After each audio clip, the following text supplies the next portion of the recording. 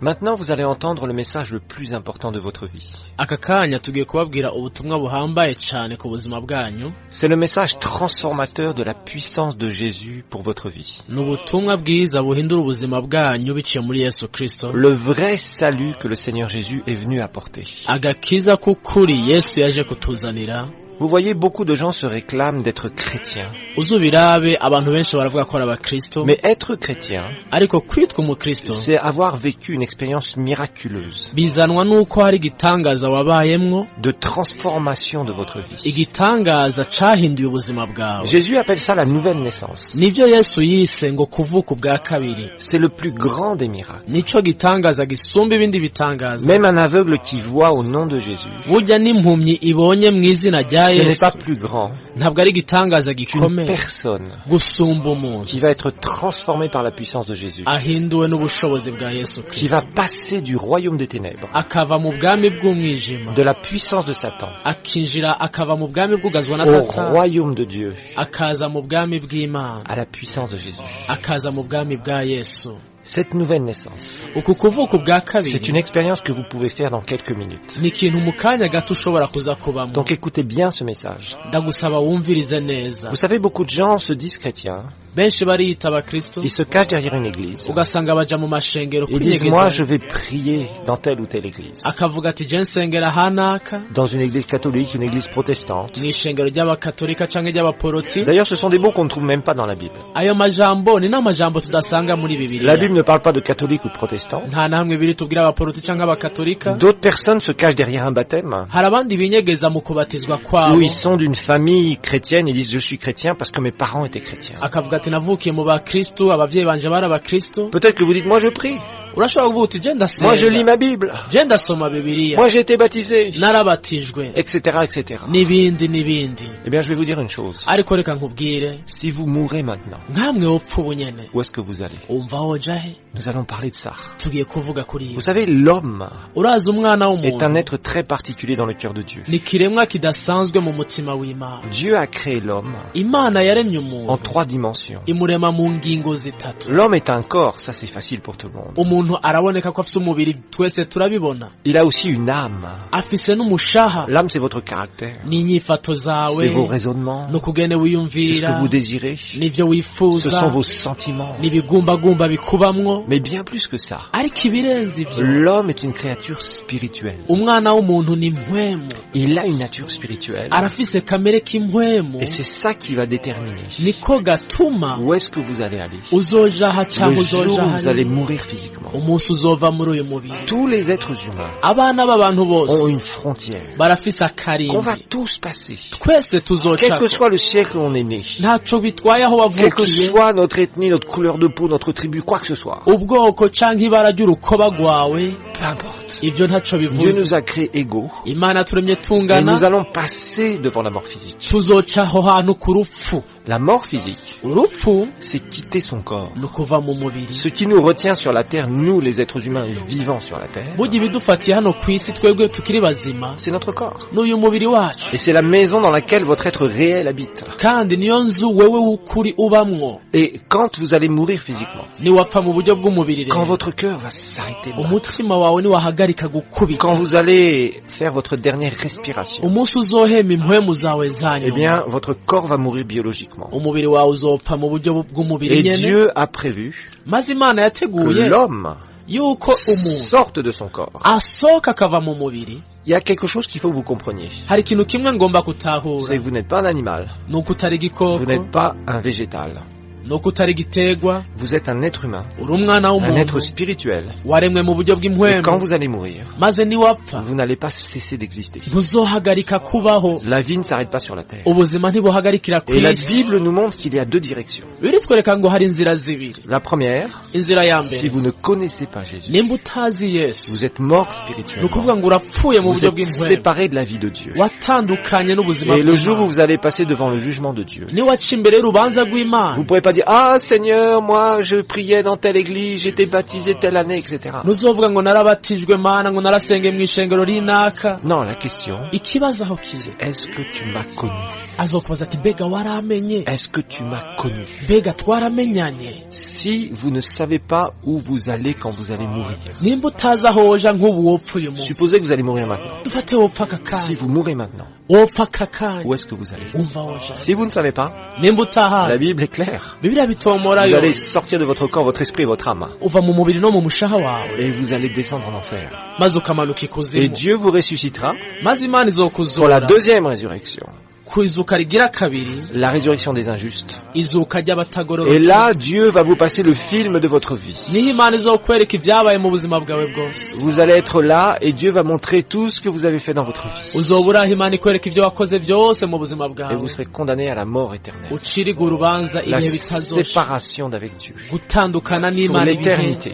byose. Et Dieu ne vous a pas créé pour ça. Imana si ico yakuremye, Dieu vous a créé pour aller au ciel. yakuremye ngo uzoje mu ijuru. Et ça, c'est l'autre direction. iyo niyo nzira Pour yindi quelqu'un qui est né de nouveau. ku muntu yavutse ubwa kabiri. Ariko On va parler ce que c'est la nouvelle naissance dans reka quelques tuvuge minutes. icyo ari cyo kuvuka ubwa kabiri mu Quelqu'un mwanya qui est né de nouveau, muto. uwavutse ubwa qui kabiri, quitte son corps, umuntu ava mu mubiri yavutse il a ubwa son kabiri, ange gardien aba afise umumarayika qui va muziga l'accompagner amuherekeza jusqu'au troisième ciel, gushika mu ijuru rya dans la gatatu, rencontre glorieuse, agakura mu bwiza avec bw'Imana, Jésus, agahura na devant le Yesu trône de Dieu. imbere y'intebe Et y'Imana. là, il va être dans la gloire. ico gihe akazoba mu Et il cubahiro, va être accueilli par son roi. akakirwa n'umwami Et wiwe. ça, c'est absolument merveilleux. ivyo navyo biraryoshe Dieu vous cyane. réserve cela. Imana ikirakikubikiye, Mais vous avez un choix à faire. ariko ufise guhitamwo. Lorsque Jésus est venu, igihe Yesu yaza, Jésus n'est jamais venu pour donner une nouvelle religion. nta dini rishasha yigeze aza kwigisha. Jésus est venu pour donner la vie. yaje kugira ngo atange ubuzima, Jésus est venu pour vous donner la vie éternelle. yaje kugira ngo atange ubuzima Et buhoraho. cette vie se reçoit. ubwo buzima barabwakira. Ce que Dieu veut maintenant, icyo Imana igomba aka c'est que vous kanya regardiez votre éternité. nuko woraba imbere yawe. Est-ce que vous savez où vous allez si vous mourrez maintenant? nsubire mbaze, mbega wumva uzi aho Si la woja? réponse est non, nkamwe wapfuye umunsi, je vous en conjure. nimba inyishu ari oya, Donnez ndakwingiye votre vie à Jésus. nuha ubuzima bwawe Yesu, Naissez de nouveau.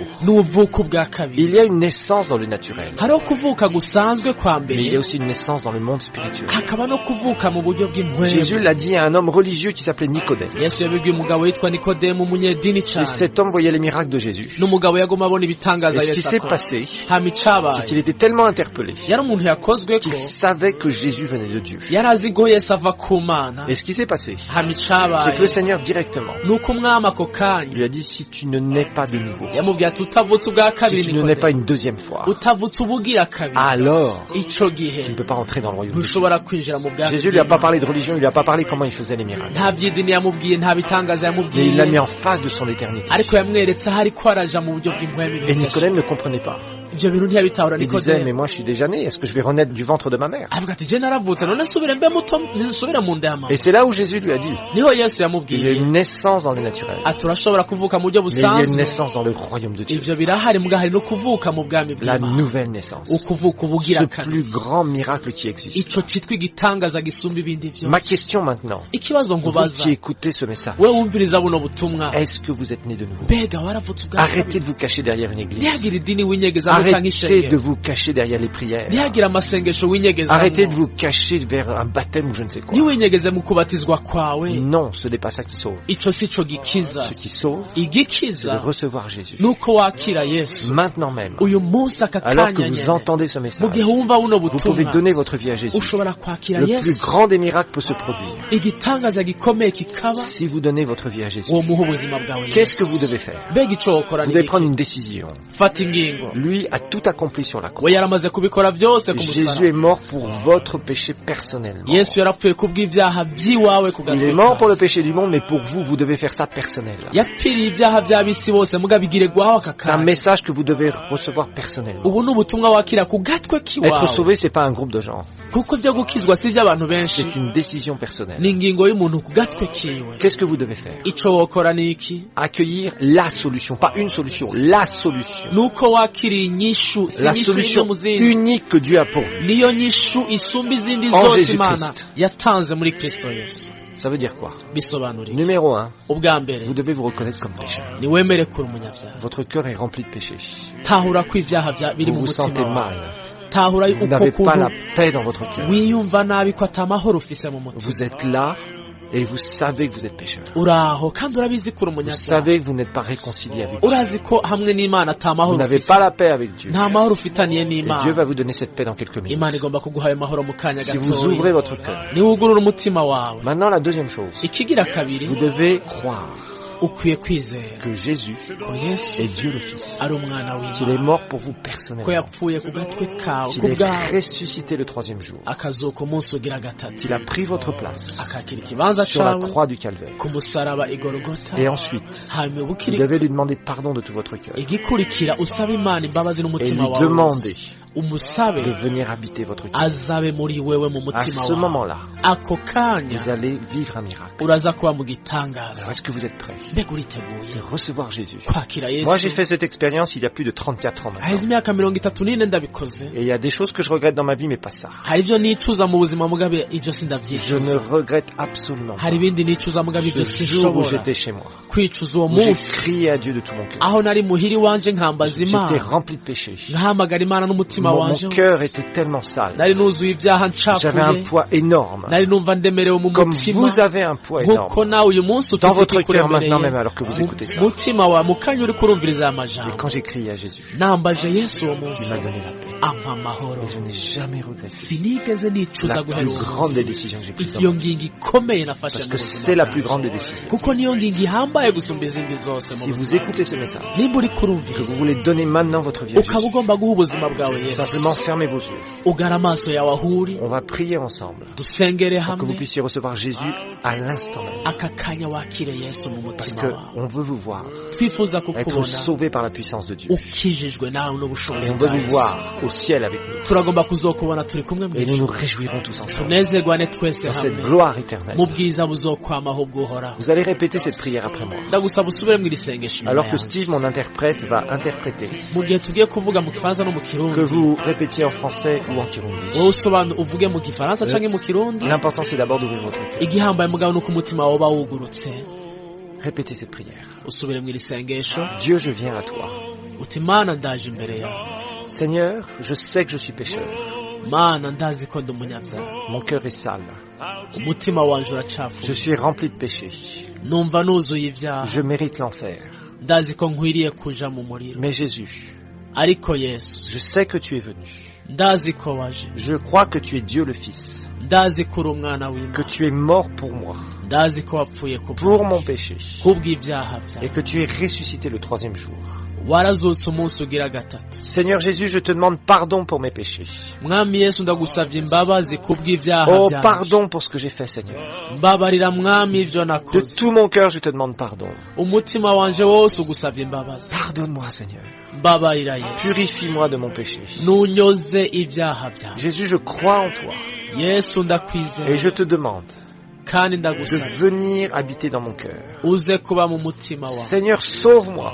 mwami nkiza, Jésus, sauve-moi. Yesu nkiza, Viens dans mon cœur. ngwino mu mutima Je te wanje, reçois maintenant. ndakwakiriye aka kanya, Je te reçois maintenant comme mon sauveur personnel. ndakwakiriye nk'umukiza wanje, Et je te remercie, Seigneur. kandi ndagushimiye mwami. Merci, urakoze parce que je crois que maintenant, yuko nizera aka je kanya, suis sauvé. ndizera ko nkijijwe. Merci, urakoze parce que je ne suis plus la propriété du diable, sinkiganzwa na Satani, mais je t'appartiens, Seigneur. ariko ndi uwawe. Merci, urakoze parce que tu me donnes la vie éternelle. kuko umpaye ubugingo Maintenant buzokwama même. aka Et kanya je déclare kandi que je ndatuye suis fils ou fille de Dieu. yuko ndi umuhungu À cyangwa ndi umukobwa partir de ce w'Imana. jour. guhera uyu Et munsi Seigneur, je te dis merci, urakoze parce que je suis sauvé. kuko nkijijwe Dans le nom du Seigneur Jésus. mu izina ry'umwami Yesu Kristo. Amen. amen. Oh, vraiment, je me réjouis parce Non, que va. vous avez fait cette prière. ndanezerewe ko wagize iri sengesho hamwe nanje. Je vais prier maintenant pour vous ndifuza kugusengera aka et après kanya vous donner quelques conseils. hama ndaguhe n'impanuro Père, nkeya. je te remercie pour cette personne qui vient de te recevoir. data ndagushimiye umuntu yaje kwakira Qui a agakiza. reçu Jésus, uyu muntu yakiriye ton Yesu, salut. yakiriye agakiza Seigneur, kawe. merci de la faire naître de nouveau maintenant. mwami urakoze kumuha kuvuka ubwa Satan n'a kabiri. plus aucun pouvoir sur elle. ndavuze ngo Satani nta bubasha Il kimufiseko, est devenu un enfant de Dieu, acitse umwana w'Imana, transformé par ta puissance. ahinduwe n'ubushobozi Merci bwawe. pour ce miracle maintenant. urakoze kuri iki gitangaza aka kanya. Merci de l'aider à grandir en toi, urakoze kumufasha gukura muri de wewe mwana s'attacher à toi. no kwifatanya Dans nawe le nom de Jésus. mu izina rya Yesu. Merci Père Céleste. urakoze data